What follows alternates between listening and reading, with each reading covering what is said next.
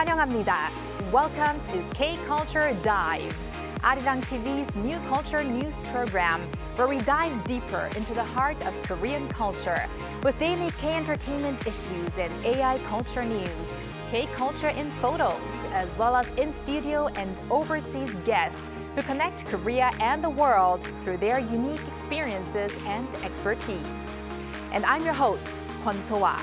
Let's dive in. And joining us on this new journey is our co-host Walter Lee. Hello, Walter. Hello, Soa. Yes, new journey and the same co-host though. I'm Walter Lee and I can't wait to dive into all the K-culture issues on our new show. I'll be your co-host every Monday, Wednesday and Friday and will provide you with the latest in K-entertainment. So Walter, let's get started with K-entertainment news. Indeed. But today, Walter, we have to start off with sad news. That's true. So yes, the Korean entertainment world is in deep mourning as veteran actor Ahn Sung-ki, who devoted decades to shaping Korean cinema, has died at the age of 74. Now, according to the Korean Film Actors Association, Ahn died at around 9 a.m. on Monday, 6 days after being checked into intensive care in Seoul. Now, Ahn was surrounded by his family when he passed away. Now, Ahn Sung-ki was revered as one of Korea's most iconic actors, admired not only for his exceptional talent, but also for his warmth as well, and also integrity. Throughout his career, he left a lasting impression through acclaimed films such as Two Cops and No Mercy. He also received particular praise for his nuanced portrayal of the monks in a struggle in the film Mandela. Now, with his acting career spanning almost 7 decades, it included roles in more than 170 films, earning him recognition as a living chronicle of film history. It is a huge loss in Korea's film industry as well as K-entertainment scene. May Ahn rest in peace. Indeed. And Walter, next, we talked about this group extensively last year, also on our final episode of the Culture Wave before, Cortis, and there's no slowing down the Cortis train, right? There is no slowing down. Yes, Cortis' debut album's intro track, Go, has surpassed more than 100 million cumulative streams on Spotify as of Friday. Now, this amazing achievement was reached 4 months after its release and also marks the shortest time for a K-pop boy group song released in 2025 to reach 100 million streams. Now, among the rookies who debuted in 2025, Cortis is the only group so far to surpass the 100 million stream milestone with a single track. Now, international media have put a lot of spotlight on this song as well, as it ranked number 2 on Billboard's The 25 Best K-pop Songs of 2025 staff picks. It was also named among the best K-pop songs of 2025 by music media outlets such as NME and also Dazed. Now, meanwhile, Cortis is set to attend the 40th Golden Disc Awards at Taipei Dome on January 10th after securing trophies at the 2025 Mama Awards and the 10th Anniversary Asia Artist Awards 2025. Anticipation is building over whether the group will claim yet another win. Go Cortis, go. Go. And finally, Walter, let's now take a look at how K-pop might fare in 2026. And I hear returns and Grammy nominations are the big news. Yes, so 2025 had a big year, but it looks like an even bigger year for 2026. For the first time, K-pop tracks have secured nominations in Grammy Awards main categories, long considered the highest honor in popular music. Now, of particular interest is the Song of the Year category, which raises prospect of K-pop claiming its first ever win, with songs like Apart by Blackpink's Rosé and also Golden from the K-pop Demon Hunters soundtrack, both nominated for this top honor. Meanwhile, talking about K-pop Demon Hunters, they emerged as a global phenomenon last year as we constantly talked about them, even transforming the streets of New York City and cemented its status as one of the 2025's most talked about projects. The production gained further recognition after winning Time Magazine's Innovative Work of the Year, and its standout track Golden is a nominee for Best Original Song at the Golden Globe Awards on January 11th, just around the corner. And this just in as well, K-pop Demon Hunters has won Best Animated Feature and also Best Song for Golden at the 31st Critics' Choice Awards. Oh, congrats. And Indeed. Looking ahead though, let's talk about Blackpink, who are making the 10th anniversary of their debut and are preparing a new album shaped by the members' growth through their solo activities. Also, anticipation is also rising as BTS prepare to resume full group promotions. They are scheduled to return this spring with their long-awaited full group performances, reuniting with fans or ARMY worldwide. Now, last time I remember on K-Enter, we were informed about the comeback date of BTS, which is March 20th. Yes. But I hear more details are out. Yes, indeed. So, right, according to Big Hit Music, on Monday, the new album will be their 5th full-length album with 14 tracks for you to listen to. So, ARMY, just wait in there a little bit longer. Wow, 14 tracks. And I heard that each member is deeply involved in the making of this album. So, ARMYs, the countdown is on. Yes. And thank you very much, Walter, for those updates. No worries. And next up, we turn to K-Culture Dive AI News with our AI anchor, Arirang. Arirang, take it away. Thanks, Sua. I'll take it from here. Here's your AI guide to the latest cultural headlines from Korea. Let's begin with our top story. 2026 marks the year of the Red Horse, a symbol of strength and a great leap forward. To mark the new year, the National Folk Museum of Korea is hosting a special exhibition that takes a multi-layered look at the horse as a cultural symbol and explores the meaning of horses in Korean folk culture. Some of the highlights on display include horse-related Joseon-era paintings and folk art, gokdo figurines, as well as mape, official travel tokens that accompany Koreans for centuries. The exhibition also highlights how horse culture was woven into everyday life in the past, featuring a range of artifacts, such as traditional brushes made from horse hair and a Mongolian string instrument adorned with a miniature horse head ornament. The exhibition runs through March 2nd. Growing global interest in the Korean culture has pushed visitor numbers to the nation's major royal heritage sites to a record high. According to preliminary figures from the Korea Heritage Service, more than 17.8 million people visited the four main royal palaces, Jongmyo Shrine, and the royal tombs of the Joseon dynasty last year. That's a 13% increase from 2024, with the number of foreign visitors jumping by more than 34%. Gyeongbokgung Palace was the most visited site, drawing nearly 6.9 million visitors, or about 40% of all palace and royal tomb visits. The famous Gosong Dinosaur Museum in Gyeongsang-namdo Province will be closed throughout this year for major renovations. Gosong County officials say the 8.3 billion won, or around $5.7 million project, aims to upgrade exhibition facilities and create a safer, more comfortable environment for visitors. The revamped museum will feature newly added dinosaur fossils, expanded hands-on experience zones for children, and improved convenience facilities. The museum is expected to reopen to the public in January next year. That's all from me. Keep it tuned to K-Culture Dive.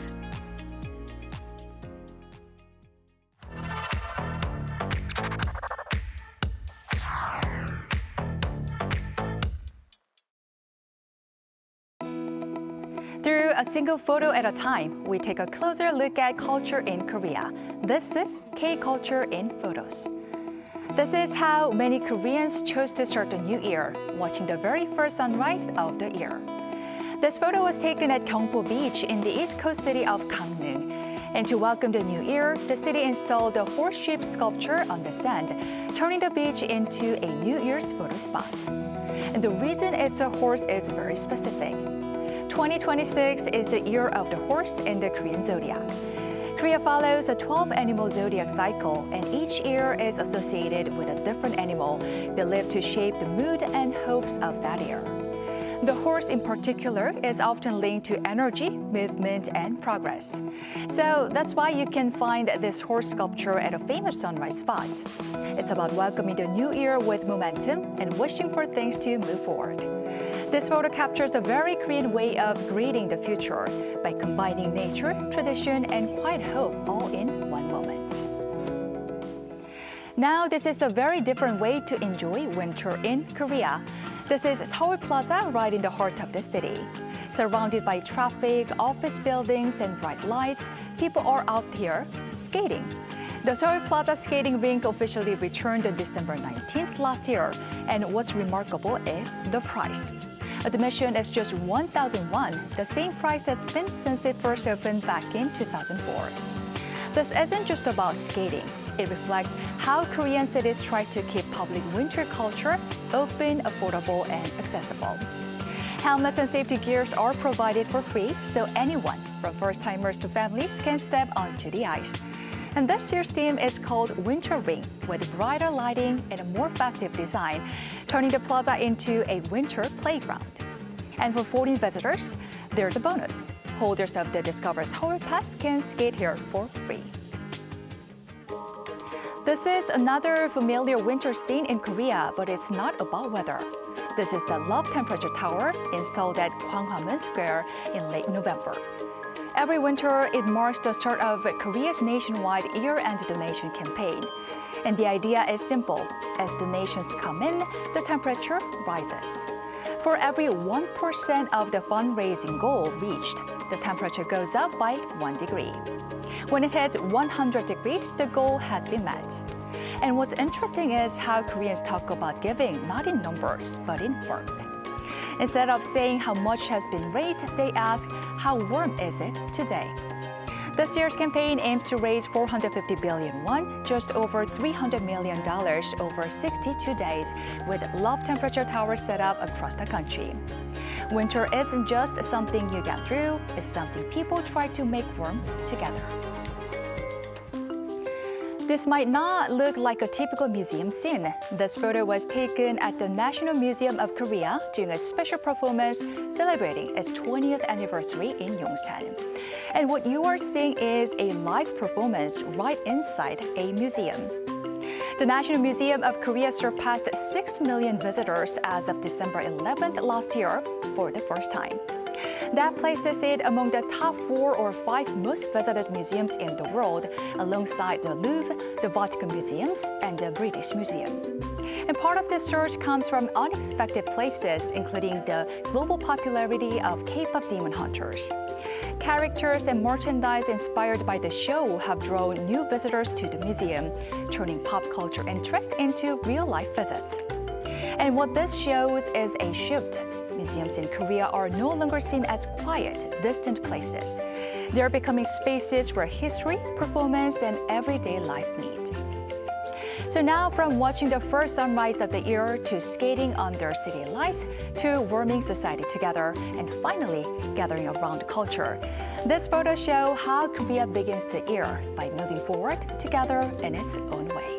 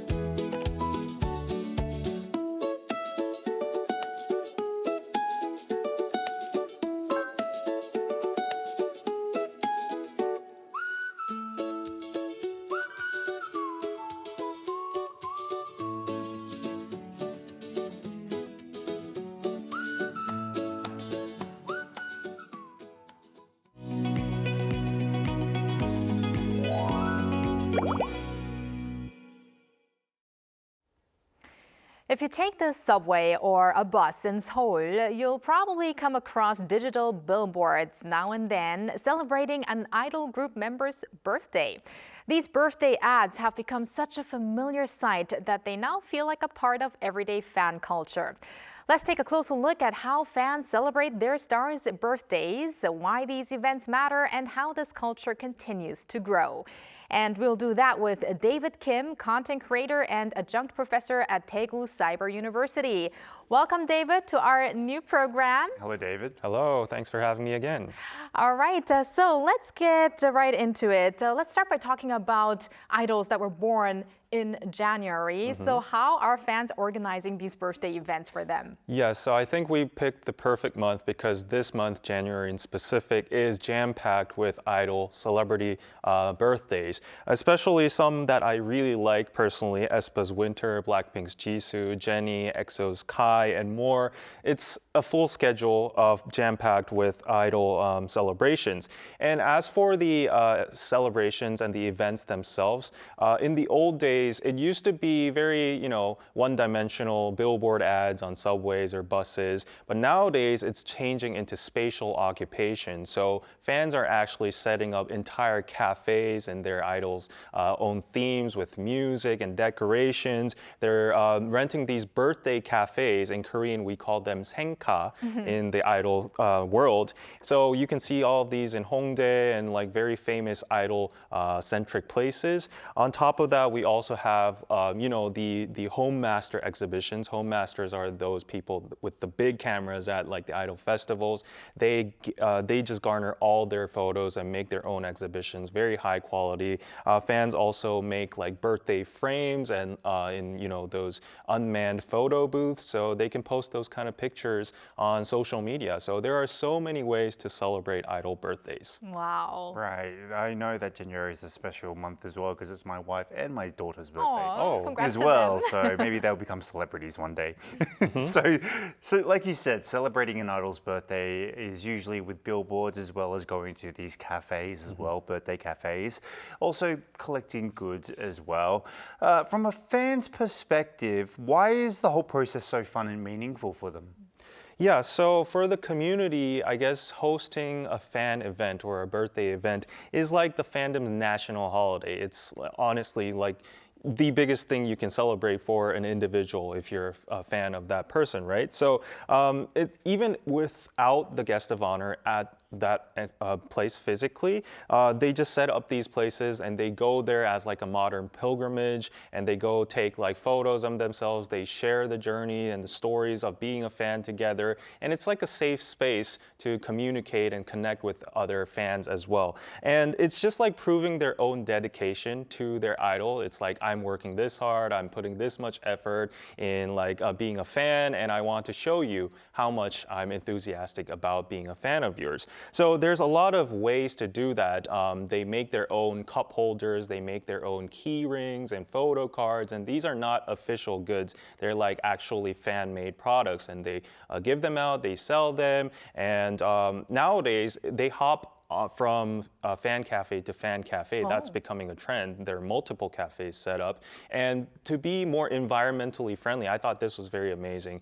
They actually prepare like canned or sealed liquids or coffee beverages so that they don't have any food waste left over. So that's a very good culture that's going on. So it's very meaningful in overall, yeah. Right. I'm especially intrigued by those fan-organized cafes, and it's become such a big trend that nowadays even just regular people, they organize their own birthday parties and stepping into the shoes of their own idols. So David, what kind of space do these cafes, these 생ka, actually represent for fans? Yeah, so if you go to these fan cafes, these birthday cafes, it's like a sanctuary. You'll be surprised with the amount of photos, the amount of, dedication towards the idol himself. Like, so if I'm Kai, there would be like objects or like certain music styles or decorations that I have just like mentioned in my live streams or wherever, and the fans would just decorate theme in accords to that. And also like this environment makes like a parasocial interaction as well too. So the idol won't physically come there, but it feels like you're connected. It's like a feeling that you're in that person's living room. You're with the idol together. So fans get like a sense of fulfillment decorating that themselves and paying for that, such as like they're with the idol together. So these zones are like a safe zone for the idols to, again, connect and make their bonds stronger within the fandom itself. And not only that, but because these cafes are decorated so beautifully, a lot of just random people like me just walk by and it's like, oh, what's that? And just step in and get to promote your idol's birthday. You get to see like, oh, who's this idol? Oh, this is interesting. And people take pictures as well too. So it actually has a promotion effect for the idol himself too. It does. And you also mentioned before that fans also make their own sort of, let's say, merchandise, whether it be stickers or key rings or like cards as well. They also do their birthday donations, charity projects, like you said, like the cans rather than food wastage. Why do you think these types of celebrations resonate with fans exactly? Yes, so in the old days, fans just consumed albums and photo cards and whatnot. But nowadays, when they're hosting these birthday events, they actually make their own stuff. So they're not just consumers, they're prosumers. They're actually charity creators. And we're going to be talking about charity in a while. But actually, the fans make these fan-made products and they sell it to them by themselves. And with the profit, they actually donate it a lot to a lot of philanthropic purposes and organizations. They also do a lot of volunteer work, going to animal shelters, helping dogs. They also help donate like cold briquettes for the people in need during the cold winter. A very recent case which caught my eye was a BTSV fandom, collectively 13 fandoms together, donated a bench in the French Versailles Palace to just help the preservation of the cultural heritage in the name of V. So these kind of very meaningful campaigns are popping up, and I think like this is a great culture that should go on. Yeah.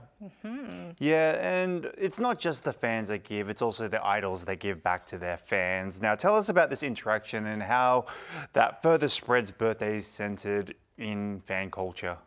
Yes.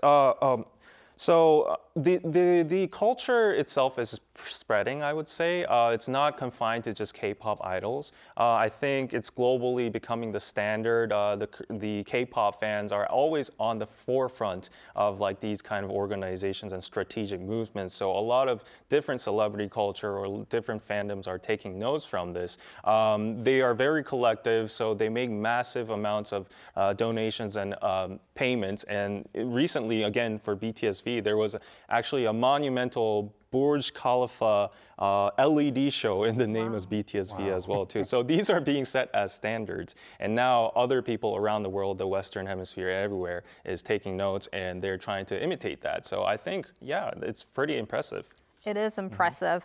But at the same time, David, some people raise concerns about, maybe expensive costs or excessive competition. What's your thought on that? And do you think this birthday culture is going to thrive continuously? Yes, for sure. There are a lot of concerns that there's over-consumerism and but you got to know that when you're hosting these kind of events, you're actually spending a lot of money and giving back to the local economy a lot too. So there's a big ripple effect for the small local businesses. For instance, if you're doing a birthday cafe event, the cafe owner and the beverage makers or the printers or like the florist in the whole district is going to benefit from the whole ripple effect, right? So yeah, I think this is a good thing for the local economy. Also, as I mentioned before, people are focusing more on sustainability and long-lasting effects with these campaigns. There are forests being made.